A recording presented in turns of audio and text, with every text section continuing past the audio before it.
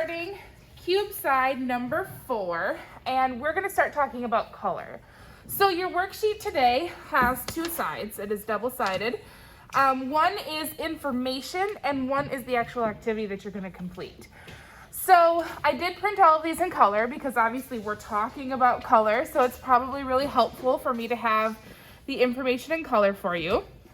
But it talks about color, it talks about the color wheel, it talks about primary, secondary, and this actually should say tertiary colors instead of primary colors, but I'll have to correct the worksheet. And then it has a picture of a color wheel here. This is the color wheel that I want you to use for the activities on this side of the page. I will also open my cabinet door, which has I'll take out my color wheel. I have another color wheel that you guys can look at if this one is too hard for some of you to read. Then it talks about color schemes, and that's really the main focus of this section of the activity is using color schemes in your artwork. So there are 7 color schemes here: monochromatic, analogous, complementary, split complementary, triad, tetrad, and square. So these are different color schemes that you can use in your artwork. Color schemes are really about the relationship of colors on a color wheel. So for example, analogous is 3 colors that are next to each other on the color wheel. But just because I have yellow, green, yellow, and yellow, orange here on this example, that does not mean that's the only example of a monochromatic color scheme. So like these three colors here, these could also be an analogous color scheme. It's about the relationship or the space between the colors. It's not about the specific colors themselves. So this gives all sorts of examples of color schemes. Another really common one is a complementary color scheme.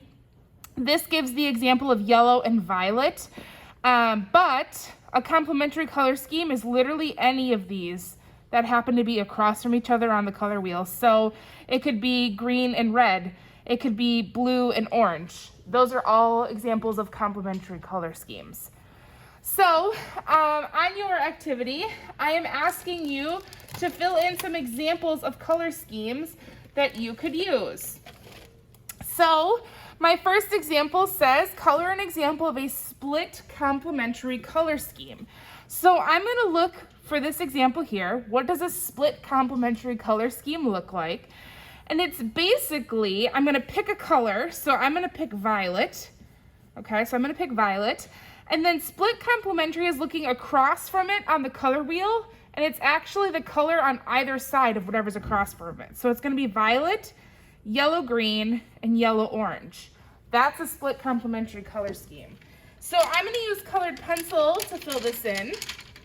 So I'm looking for violet, I'm looking for yellow green, violet, yellow green, and a yellow orange. Violet, yellow, green, and yellow, orange. And I'm not going to expect you to mix colors on this worksheet. You can find colored pencils that match as best as you can. And then I'm just going to fill in these boxes. So the top one is violet.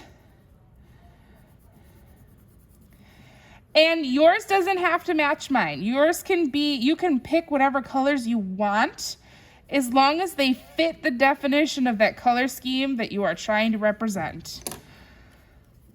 So there's violet, yellow green, and yellow orange. This one looks a little bit more yellow than yellow orange, but I could go in, if I was feeling really picky, I could go in with an orange and add a light layer of color on top if I didn't think that looked yellow-orange enough. All right, so there is an example of a split complementary color scheme. Then I'm gonna ask you for an example of a tetrad color scheme. So I would look at tetrad and see what that looks like, fill in the colors. And then an example of a triad color scheme. I would look at triad and figure out what colors on my color wheel I would use for triad. And I want you to be sure that you are looking at this color wheel here and only using these color wheels down here as like the placement examples, because like this color wheel, for example, this color down here, it's hard for you guys to see on the document camera, but this color at the very bottom is supposed to be violet, and it does not look like violet on this example down here. Use this color wheel. This color wheel is accurate. These color wheels only show you the color relationships and like placement on the color wheel. Okay, so after you fill in your color schemes, I'm going to save you guys some time. I'm not going to fill them all in. It talks about using emphasis.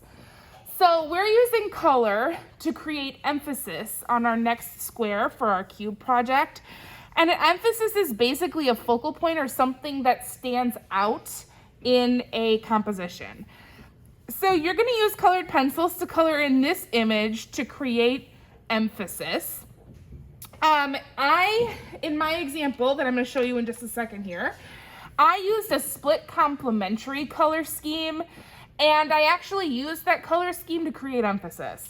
You don't have to choose a color scheme for this one, but if you want to kind of practice what you learned on the other side, you could certainly choose a color scheme to fill this in. Then you're going to choose a color scheme from this side of the handout of your choice with at least 3 colors, and color in this small mandala with colors from that selected color scheme. So we're going to kind of skip ahead here, and you can see the 2 examples that I filled in. So in this example, I chose a split complementary color scheme where I chose a blue-green, a yellow-green, and a red.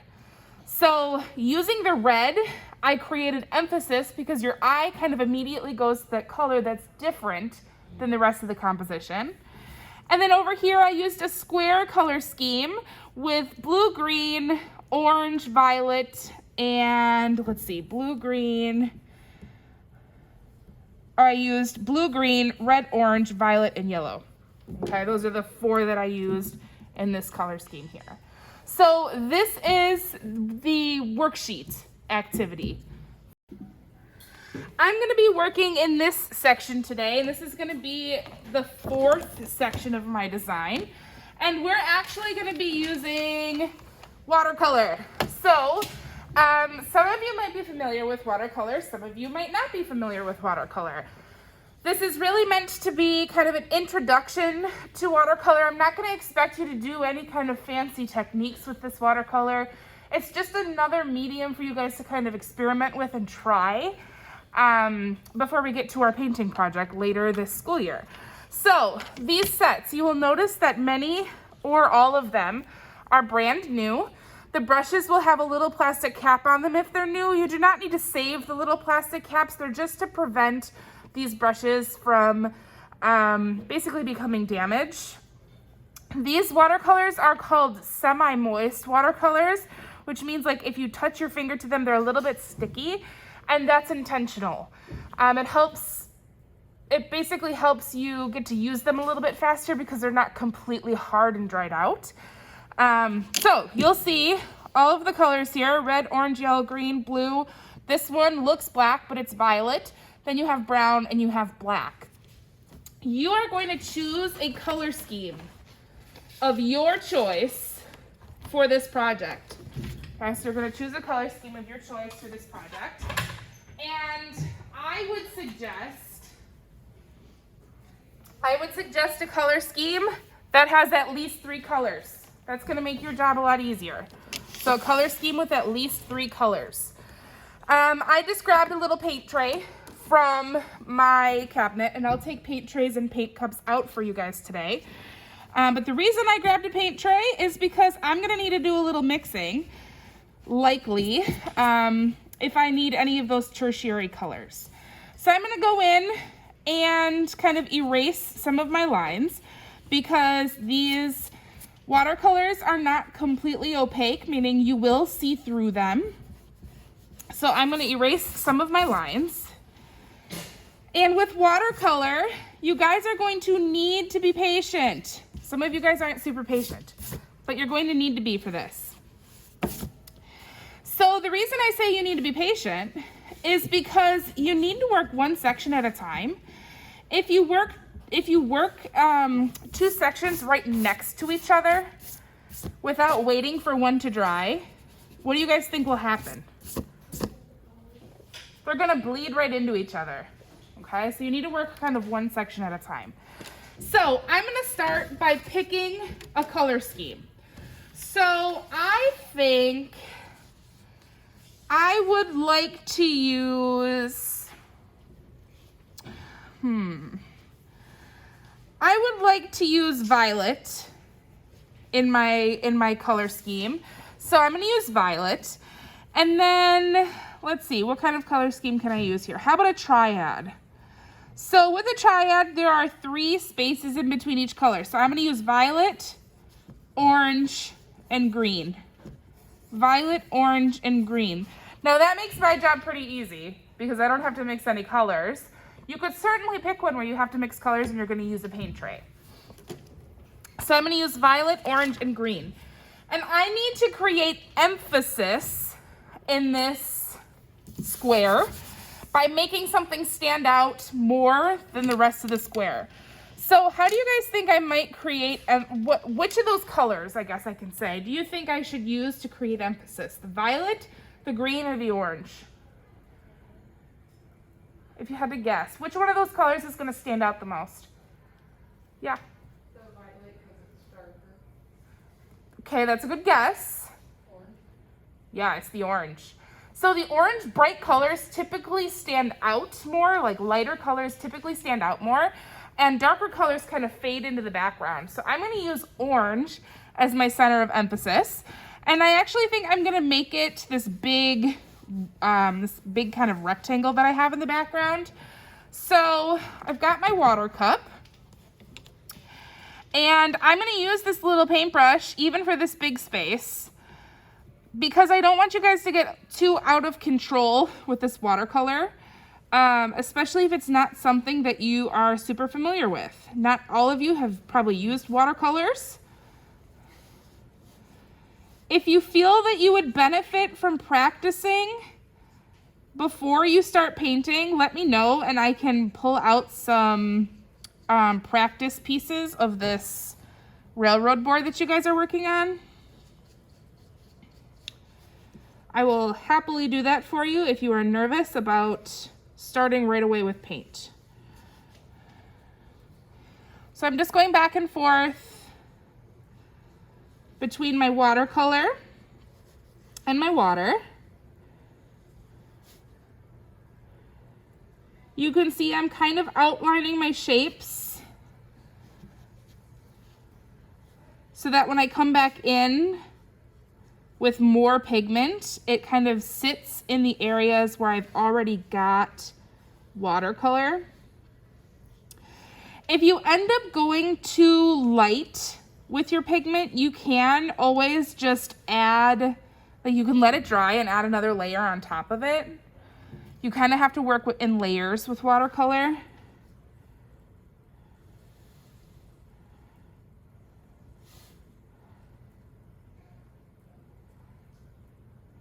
Oops, see, I went too far because I erased my lines. So if that happens, I'm actually going to clean my brush off. I got it loaded up with water. And then I'm gonna use a little bit of paper towel to just kind of blot that away. Okay, now my mistake isn't so obvious. You're gonna do a better job of paying attention than I did. Okay, so I can just kind of fill this in. And then when I'm done with this shape,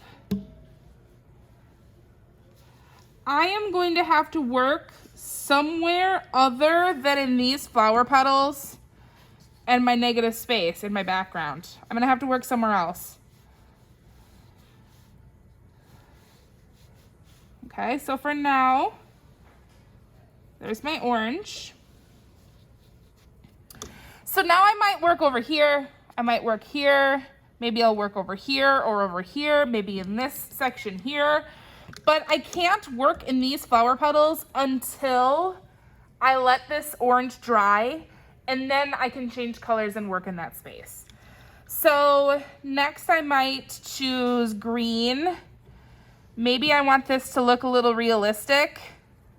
So with green, this shape right here is like the base of my, it's the base of my flower, the spot that holds all the petals.